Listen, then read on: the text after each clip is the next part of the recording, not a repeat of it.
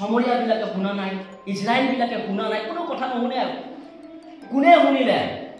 যেতিয়া আপোনালোকে পঢ়িব 3 পদ, তাত লিখা আছে, সেই কালত নগৰৰ দুৱাৰবোৰৰ সোমোৱা ঠাইত 4টা কুষ্ঠৰোগ মানুহ আছিল। সিহঁতে কোৱা কৈ কৰিলে বোলে, আমি নগৰলৈকে ইয়াতে বহি থাকো, আমি যদি নগৰলৈ নোসোমাওঁ তেন্তে নগৰৰ মাজতে আকাশ আছে, সেই ঠাইত মৰিম, আৰু যদি ইয়াতে বহি থাকো তেন্তে ইয়াতো মৰিম। সেইটোকে আহা আমি অৰমীয়াহঁতৰ চাউনিলৈকে যাওঁ, সিহঁতে যদি আমাক জীয়াই ৰাখে তেন্তে আমি জিম, আৰু যদি মাৰে মৰিম। এনেকে কথাটো কৈছে। 4টা কুষ্ঠৰোগ থকা মানুহবিলাকে, সেই ব্যক্তি 4জন ব্যক্তিয়ে তেওঁলোকে বাহিৰৰ পৰা শুনি আছে যে এলিছা প্ৰফেটে কি কথা কৈ আছে। এলিছা প্ৰফেটে ঈশ্বৰ তাক অৰ্ডাৰ দিছে, কাৰণ অৰমীয়াবিলাকত লগতে সামৰীয়াবিলাকত ইজৰাইলৰ যিমান দেশৰ এৰিয়াত ভূমি কি কৈছিল, পাকা লৈ আছিলে, খাবলৈ চাউল নাই, ভাত নাই। এই মানুহবিলাকে ইমান দিনৰ পৰা কষ্ট পাই আছে। এই সময়ত ঈশ্বৰৰ বাক এলিছা, ঈশ্বৰে কৈছে, এলিছা তুমি কোৱা যে অহাকালি খাবলৈ যুগুত হ'ব। ঈশ্বৰে কৈ আছে এলিছা, এলিছা তুমি কোৱা। এলিছাই কৈ আছে ঈশ্বৰৰ কথাটো, কিন্তু মানুহবিলাকে নেগলিজেন্সি কৰিছে। কোনো মানুহ তাক বিশ্বাস কৰা নাই। না ইজৰাইল মানুহবিলাকে কৰিছে, না অৰমীয়াবিলাকে কৰিছে, না সামৰীয়াবিলাকে, কোনো মানুহে এই কথাটো গুৰুত্ব দিয়া নাই। আজিও তেনেকে মণ্ডলীবিলাকত ঈশ্বৰে কথা কৈ তাৰ বাক্যৰ দ্বাৰাই, কিন্তু মানুহবিলাকে গুৰুত্ব নিদিয়ে। মানুহবিলাকে শুনে, বহে আৰু ওলাই যায়, আৰু চব ফৰগটেন। 2nd ৰাজাৱলী বুলি এটা পুস্তক আছে দেই, আৰু 2nd ৰাজাৱলী চেপ্টাৰ 7 1 অধ্যায়ৰ পৰা 20টা পদ আছে দেই। 7 অধ্যায় 1 পদৰ পৰা 20টা পদ। 2nd ৰাজাৱলী যেতিয়া পঢ়িব 7 অধ্যায় 1 পদৰ পৰা 20টা পদ, তাৰ 20টা পদত ঈশ্বৰে 5টা কথা শিকাই আছে আজি এই মুহূৰ্তত। আপোনালোকে জানিব লাগিব বাইবেলটো কি হয়, বাইবেলটো কিয় লিখিছে, ঈশ্বৰে বাইবেলটো আপোনাক কিয় দিছে, ঈশ্বৰৰ বাইবেল কিয়। বাইবেলত কৈছে, if you have the Christ you have eternal life. আপোনালোকৰ যদি যীশু আছে তো অনন্তকালীন জীৱন আছে। অনন্তকালীন জীৱনৰ 3টা জীৱন তাত নিৰ্মিত হৈ আছে। 3টা জীৱন হৈছে, প্ৰথম জীৱন হৈছে এইটো হ'ল আপোনাৰ বাহ্যিক শৰীৰৰ যিটো জীৱন। ঈশ্বৰ আপোনাক শৰীৰ দিছে, সেই বুলি চাদা খাবলৈ দিয়া নাই, তামোল খাবলৈ দিয়া নাই, চিগাৰেট খাবলৈ দিয়া নাই। বহুত মানুহে কয় যে বাইবেলত লিখা নাই কাৰণে আমি খাই দিওঁ। যেতিয়া মই মিছনাৰী হিচাপত চিৰাপুঞ্জী যেতিয়া আছিলোঁ, মানুহবিলাক চিগাৰেট খাই দিয়ে, চাদা খায়, তামোল খায়, আৰু শৰীৰটো নষ্ট কৰে। বাইবেলত কৈছে you are belong to the Lord's. আপোনাৰ শৰীৰটো ঈশ্বৰৰ হয় প্ৰিয়বিলাক। যিটো ঈশ্বৰে আপোনাক জীৱন দিছে, প্ৰথম কেৰেক্টাৰটো যোনটো শৰীৰ, এই শৰীৰটো ঈশ্বৰৰ হয়। আৰু সেইকাৰণে ল'ৰা ছোৱালীবিলাক পঢ়া শুনা কৰিব লাগিব, সমাজখনৰ কাৰণে, নিজৰ ফেমিলিটোৰ কাৰণে। এইটো ক্লিনলিনেছ, ডিচিপ্লিন, এইটো বজাই ইম্পৰ্টেণ্ট আছে। সেইটো এটা জীৱনৰ কথা কৈছে। 2nd কথা কৈছে আভ্যন্তৰীণ আত্মাৰ যিটো জীৱন, ষ্টাডি কৰিব লাগে বাইবেলটো, নিজে পঢ়িব লাগিব। এতিয়া বহুত মানুহ আছে গীৰ্জাত বাইবেল লৈ নানে, তেওঁলোকে মোবাইলতে চাই পঢ়ি দিয়ে। ঘৰততো বাইবেল যেতিয়া ভূত ওলাই তেতিয়া মাৰিবৰ কাৰণে লাগে, তেওঁলোকে বাইবেল নপঢ়ে। সেইকাৰণে হোসেয়া চেপ্টাৰ 4 বা 6 কৈছে, my people are perishing because of lack of knowledge. মোৰ সন্তানবিলাক নষ্ট হৈছে একেইটা কাৰণত, সেই বাইবেলৰ জ্ঞান নথকাৰ কাৰণত, বাইবেলৰ অস্তিত্ব নথকাৰ কাৰণত, ঈশ্বৰৰ পবিত্ৰ শাস্ত্ৰৰ জ্ঞান নথকাৰ কাৰণত। কোনে কি বকি দিছে এইমতে ফলোৱাৰ হৈ থাকে। এই বাইবেলটো কনটেক্সটটো আপুনি আৰু মই জানিব লাগিব প্ৰিয়বিলাক।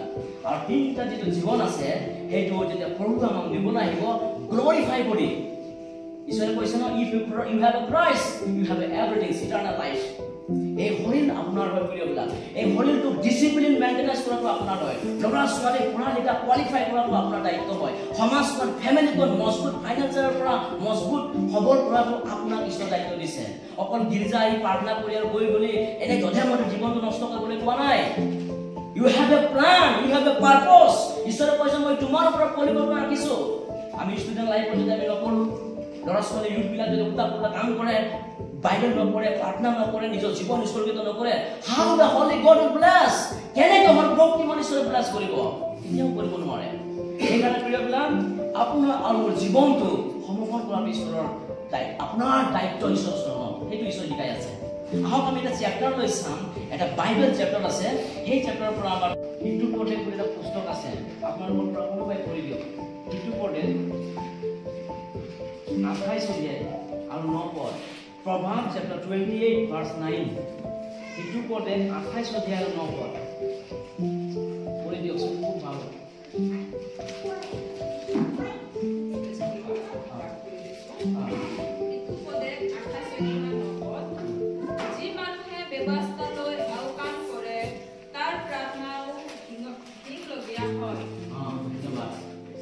যি মানুহে ব্যৱস্থালৈ আহ্বান কৰে তাৰ প্ৰাৰ্থনা দিবলগীয়া হয়।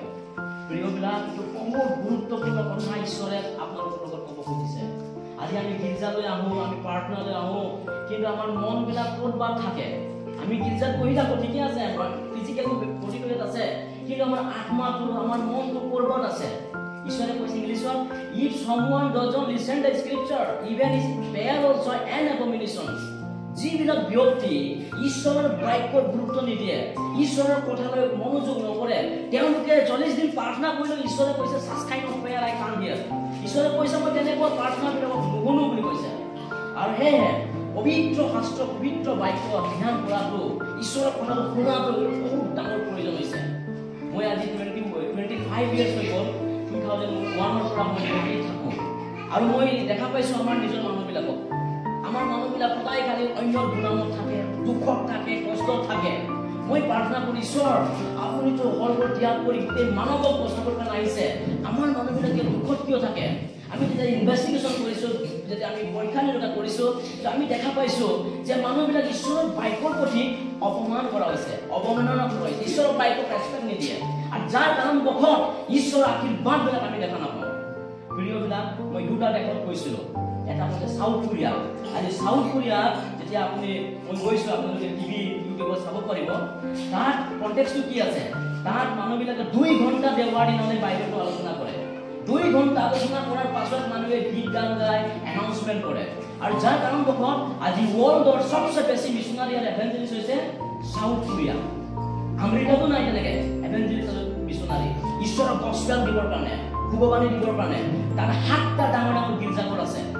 একটা গীৰ্জাঘৰ 60 লাখ মানুহ গীৰ্জাঘৰ, ষ্টেডিয়াম নিচিনা, য'ত ঈশ্বৰৰ সন্মান থাকিব, ঈশ্বৰৰ বাক্যটো প্ৰথম স্থান দিব, গড ব্লেছিংছ আপন দেয়াৰ। য'ত ঈশ্বৰৰ প্ৰথম স্থান থাকিব, তাত ঈশ্বৰৰ আশীৰ্বাদবিলাক আছে। প্ৰিয়বিলাক, নিৰ্মিত হোৱা যিটো বাক্য হয়, সেইকাৰণে ঈশ্বৰৰ বাক্যটো শুনিব লাগে। সেই সময়ত ঈশ্বৰৰ বাক্যটো ইজৰাইলবিলাকে শুনা নাই, সামৰীয়াবিলাকে শুনা নাই, অৰামিয়াবিলাকে শুনা নাই। কোনে কোনে শুনিছিলে? 3 পদত যেতিয়া পঢ়িলে, তাত কুষ্ঠৰোগ মানুহ, কুষ্ঠৰোগক কি কয়? গাঁৱত থাকিব নিদিয়ে, সমাজত থাকিব নিদিয়ে, বেলেগ জেগাত পঠিয়াই দিয়ে। সেইবিলাকে শুনি আছে। তেওঁলোকে কৈছে যদি আমি ইয়াতে থাকোঁ, ইয়াতে মৰিম, তাত গ'লেও তাত মৰিম। কিন্তু এটা কথা কয় যে ঈশ্বৰৰ দাসৰ কথাটো, মানে ঈশ্বৰে যি কথাটো কৈছে, এইটো আমি তাত যাম। আৰু ইমিডিয়েটলি যেতিয়াই এই 4জন কুষ্ঠৰোগী সেই জেগাত যেতিয়া গৈছিলে নহয়, আপোনালোকে চাব, 9 পদটো চাব, তেওঁলোকে ডিছকাশ্যন কৰিছিলে। কি কথাটো কৈছে 9 পদত চাব, আমি ভাল কাৰ্য কৰা নাই, আজি শুক্ৰবাৰৰ দিন। বাইবেলত কৈছে every day is a good day, সব দিনটো সদায় দিনটো ভাল হৈ আছে। সেইকাৰণে ইয়াতে কৈছে যে আমি ভাল কাৰ্য কৰা নাই, আজি শুক্ৰবাৰৰ দিন। সেই কথাটো কোনে কৈছে? 4টা কুষ্ঠৰোগী মানুহে। তেওঁলোকৰ ঈশ্বৰৰ বাক্যলৈ কৈছে, ঈশ্বৰৰ বাক্য শুনা, কালি এনেকুৱা সময়ত সমৰীয়া দেশত খাবলৈ জেগা পাবা, খাবলৈ হেৰি পাবা, সব খাদ্য পাবা। কিন্তু কোনো মানুহ, কোনো জাতি বিশ্বাস নকৰিলে। মাত্ৰ 4জন কুষ্ঠৰোগী মানুহে সেই কথাটো বিশ্বাস কৰিলে।